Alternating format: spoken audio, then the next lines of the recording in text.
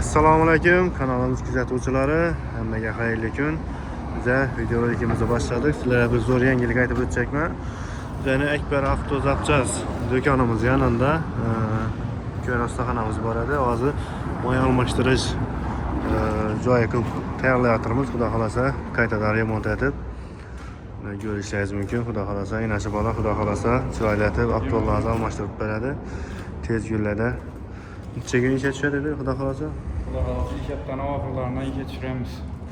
Kelarasizlar, xudo xolasa shu haftaning oxirlab bo'ldi. Nechta mashin bo'lsindan qat'iy nazar, mashinalarni, avtolarni chiroyli etib almashtirib beradilar, xudo xolasa. Yana maliya chiqsa kerak bo'lsa, ixtiyoran aytaverasizlar. Adres shu evvelki joy nodidi. Evvelki Istanbul.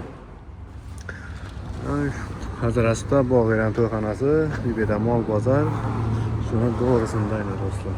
Moya almashtirish. Inomarkami, oddiy mashina, mashinalarning farqi yo'q. Bemalol kelasizlar. Xolan turdagi avtolarni shuda polkada saylab olasizlardan soldirib ketaverasizlar do'stlar.